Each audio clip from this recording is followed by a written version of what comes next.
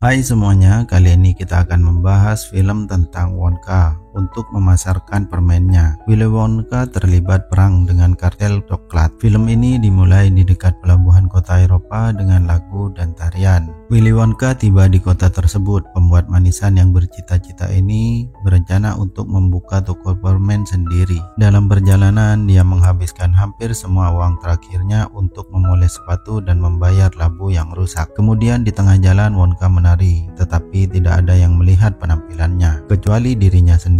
Tingkah laku anak laki-laki yang aneh itu menarik perhatian seorang petugas polisi. Tetapi dengan sedikit imbalan, pria itu membiarkan pembuat manisan itu pergi. Di malam hari saat berjalan-jalan di jalanan kota, Wonka memberikan uang terakhirnya kepada seorang wanita dengan seorang anak. Karena itu, dia harus bermalam di kursi. Di sana dia diperhatikan oleh pria yang tidak menyenangkan bernama Bleacher. Dia menawarkan bocah itu untuk menginap di Mrs. Scott Place. Wonka memperkenalkan dirinya kepada wanita itu sebagai pesulap dan berjanji untuk membayar segera setelah dia mendapatkan uang. Miss Scott menyarankan untuk menandatangani kontrak meskipun dengan huruf kecil. Wonka setuju untuk membubuhkan tanda tangannya. Pembuat manisan itu tidak melihat bagaimana Bleacher bersiap untuk memukulnya dari belakang jika dia menolak. Keesokan harinya, Wonka pergi ke pusat kota untuk menunjukkan permennya kepada orang-orang. Pembuat coklat lokal pemilik pabrik permen memperhatikan penjualan coklatnya. Mereka bertiga mencicipi permen tersebut dengan harapan bisa mengkritik pembuat manisan muda itu. Tetapi rasa dan efek levitasi dari permen tersebut membuat mereka terdiam. Orang-orang yang terkejut dengan senang hati membeli semua permen tersebut. Namun polisi yang sebelumnya dipanggil oleh trio mafia coklat menghentikan perdagangan produk tanpa izin. Selain itu, mereka menyita semua pendapatan dari penjualan.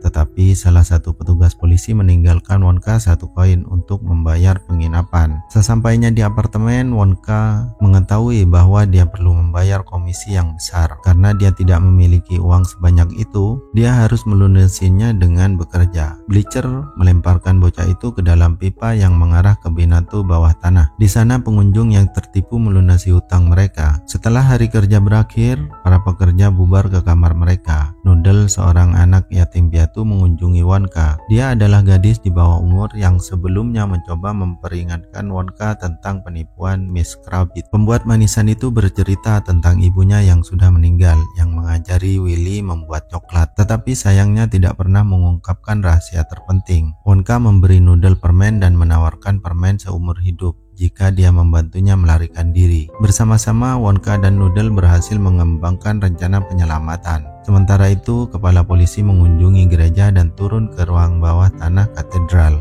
tempat markas rahasia para pembuat coklat berada. 3 orang pemilik monopoli tersebut menyuap petugas dengan coklat untuk menyingkirkan pembuat manisan berbakat bernama Willy Wonka. Tidak kuasa menahan godaan, kepala polisi itu pun setuju. Keesokan paginya, Wonka dan Noodle mulai menjalankan rencana mereka. Noodle memberitahu Mrs. Krabbit bahwa dia melihat banyak cetakan wajah Bleacher di salah satu klien. Bleacher sendiri mengaku sebagai keturunan keluarga bangsawan dari mafia. Mrs. Krabbit memperlakukan orang-orang kelas atas dengan perasaan khusus. Di saat yang sama, Wonka meyakinkan Bleacher bahwa Mrs. Krabbit jatuh cinta padanya. Untuk meluluhkan hati wanita itu, Bleacher hanya perlu 2 hal, mandi dan berpakaian rapi. Selagi keduanya sibuk bermain-main, Wonka mempersembahkan penemuannya kepada rekan-rekannya yang malang. Mesin cuci otomatis dengan anjing sebagai penggeraknya. Mesin ini membebaskan teman-temannya dari pekerjaan monoton. Wonka melarikan diri dengan menyamar sebagai kantong cucian kotor. Noodle membawa Wonka ke tempat Wonka ingin mentraktir gadis itu permen sebagai ucapan terima kasih. Namun semua permen dicuri oleh orang misterius yang pernah mengejutkan Wonka dengan kejutan seperti itu.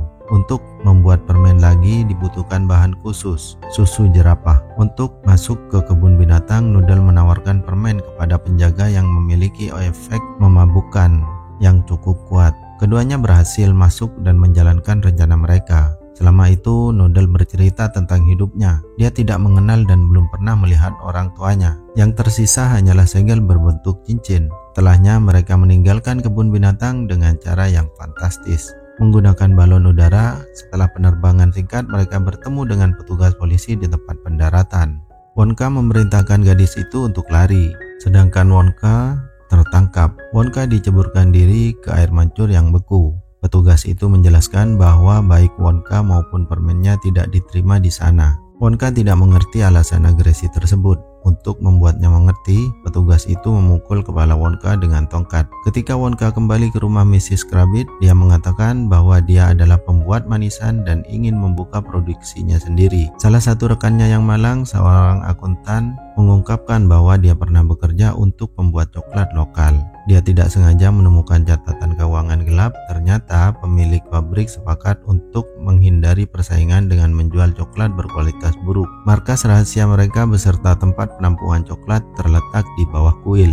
Seorang biarawan yang disuap, Pastor Julius, bersama bawahannya membantu menjaga rahasia tersebut. Bersama para rekannya yang malang, Wonka dan Noodle merencanakan penjualan permen ilegal untuk melunasi semua hutang. Keesokan harinya dengan dukungan rekan-rekannya, Wonka mulai berjualan permen. Setelah mencicipi permen tersebut, orang-orang mulai bernyanyi dan berdansa. Sementara itu, polisi berusaha sekuat tenaga untuk menangkap Wonka. Tetapi Wonka dan kawanannya sudah memikirkan semuanya dengan detail terkecil. Meskipun pada suatu saat polisi menyadari Wonka selalu bisa lolos dari mereka. Mereka pun memasang penjaga di setiap lubang got. Setelah seharian bekerja keras, Noodle mengajari Wonka membaca. Tetapi Wonka tidak terlalu mengerti.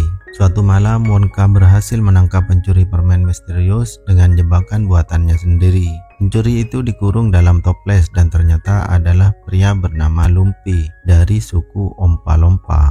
Wonka bertanya alasan dikejar dan Lumpy berkata bahwa Wonka telah menghancurkan hidupnya. Namun Wonka tidak ingat kejadian tersebut. Dengan cara yang cerdas, Wonka dan Lumpy mengorek ingatan masa lalu. Dulu Wonka pernah mencuri biji kakao yang seharusnya Lumpy jaga karena tertidur saat bertugas dan kehilangan biji kakao. Suku Ompa-Lompa mengusir Lumpy. Jalan pulang Lumpy dekat dengan Wonka. Wonka menawarkan untuk mengganti kerugian Lumpy. Namun memanfaatkan kesempatan itu, Ompa-Lompa mencuri permen terakhir dan kabur. Pagi harinya Wonka memberitahu semua orang tentang kejadian itu. Tetapi tidak ada yang percaya. Meskipun begitu, teman-temannya menyiapkan kejutan untuk Wonka, yaitu sebuah toko yang tidak terpakai. Wonka dan kawanannya mulai menata tempat itu. Sementara itu, trio mafia coklat dan petugas polisi terus memantau pergerakan Wonka. Tidak puas dengan keadaan ini, salah satu dari mereka, Arthur Slugworth, menemui Mrs.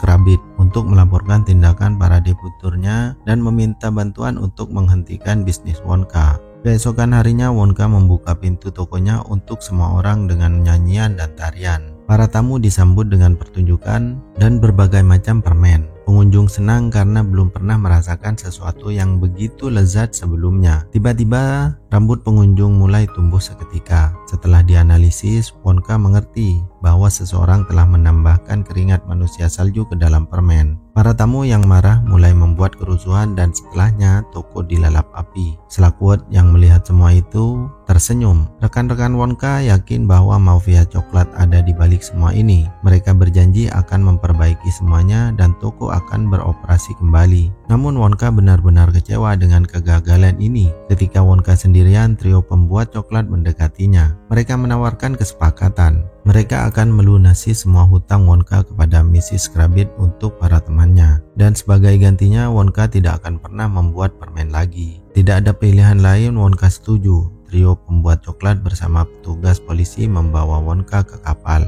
Di dek kapal, Wonka melihat Lumpy yang tidak berniat menghentikan pengejarannya. Lumpy mengatakan Wonka harus terus membuat permennya yang luar biasa. Tetapi Wonka tidak berencana melakukannya karena telah menandatangani kontrak. Selama percakapan, Wonka memperhatikan tanda Slugworth di tangan Lumpy. Tanda yang sama dengan yang dia lihat di pusaka keluarga Noodle. Wonka percaya bahwa gadis itu dalam bahaya. Jadi dia berlari ke kapten untuk memutarbalikkan kapal. Tetapi tidak ada seorang pun di kapal kecuali dinamit yang akan meledakkan kapal tersebut. Wonka dan Lumpy segera dievakuasi dari kapal. Sementara itu di dermaga, para pembuat coklat dan petugas polisi menyaksikan ledakan tersebut. Setelah itu Slugworth memerintahkan asistennya untuk menurunkan perwira polisi itu. Keesokan paginya Mrs. Kravitz membebaskan semua debiturnya kecuali Noodle. Slugworth membayarnya, tetapi bukan untuk kebebasan Noodle. Dia membayar Mrs. Kravitz untuk menahan Noodle seumur hidup. Sedih, gadis itu mengungkapkan bahwa Bleacher bukanlah bangsawan sama sekali. Mereka mengarang seluruh cerita agar bisa meninggalkan penginapan tanpa diketahui. Marah, pemilik binatu itu mengunci gadis itu di loteng merpati.